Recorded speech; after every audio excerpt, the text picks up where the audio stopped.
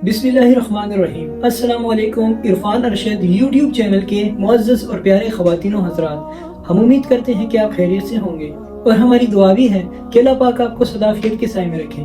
प्यारे दोस्तों, वैसे तो 600 किस्म के मुख्तलिफ पौधे इस दुनिया में मौजूद हैं, लेकिन आज मैं आपको एक ऐसे पौधे के बारे में बताऊंगा जिसको गोश्तखोर पौधा कहा जाता है। दोस्तों, हम सब जानते हैं कि पौधे सूरज की रोशनी से अपनी एनर्जी हासिल करते हैं, लेकिन क्या आप जानते हैं कि इस दुनिया में कुछ ऐसे किस्म के पौधे भी हैं जो गोश्त खाते हैं। दरअसल ये पौधे जिस मिट्टी में मौजूद होते हैं, ये मिट्टी उनके लिए साजगार नहीं होती।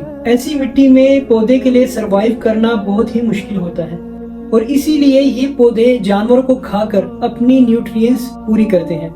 दोस्तों, अल्लाह ताला ने इनके लिए भी एक निज़ाम बनाया हुआ है। दोस्तों, वीडियो शुरू करने से पहले अगर आप मेरे YouTube चैनल पे न्यू हैं तो मेरे YouTube चैनल को सब्सक्राइब करें, साथ ही साथ बेल के बटन को प्रेस कर दें ताकि इस तरह की अच्छी वीडियो आप सबसे पहले हासिल कर सके। और लाइक करना ना भूलिएगा, क्योंकि लाइक अगर आप मेरी वीडियो को नहीं करते तो मेरी वीडियो उधर की उधर ही रुक जाती है।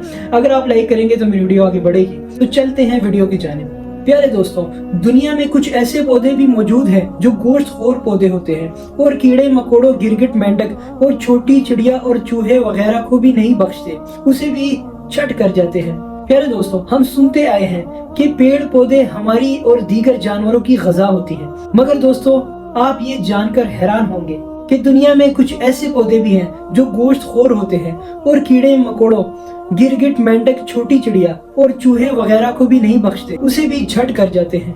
इस तरह के पौधों को कॉर्निवोरियस प्लांट और किलर प्लांट भी कहा जाता है। ये गोश्तखोर पौधे मुख्तलिफ मुल्कों में पाए जाते हैं। इनमें ऐसे पौधे भी हैं जो कीड़े मकोड़ों के अलावा मेंढक, चिड़िया, हत्ता के चूहों को भी हजम कर लेते हैं। गोश्तखोर पौधों की ये अक़साम अमूमन एशिया के बाराई जंगलात में, खुसूसन बोर्नियो, इंडोनेशिया और मलेशिया के जंगलों में पाई जाती है।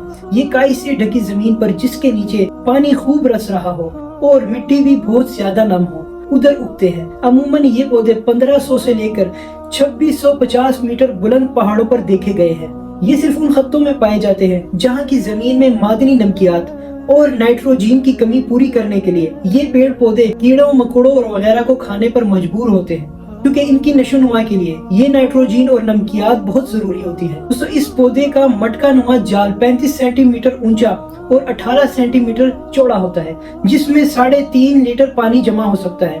अलावा इसके इसमें 2.5 लीटर सियाह मादा भी होता है जो इसे शिकार को हजम करने में बआसानी मदद करता है। इन मटका नुमा पौधों के शिकार करने का तरीका बिल्कुल जंगली जानवरों की तरह होता है। दोस्तों, मटका नुमा इस पौधे की हाथी के कान जैसे बड़े पत्ते और कुटीले दांतों की तरह कांटे होते हैं, जो देखने में एक मछली के मुंह की तरह दिखाई देते हैं। फिर दोस्तों, ये पौधे शिकार के वक्त पत्तों को मुंह की तरह खुला छोड़ देते हैं, जिसमें कीड़े मकोड़े वगैरह इसमें आकर फंस जाते हैं और वो बआसानी इसे खा लेता है। इसी पौधे में सुबह सवेरे मस्त कर देने वाली खुशबू निकलती है।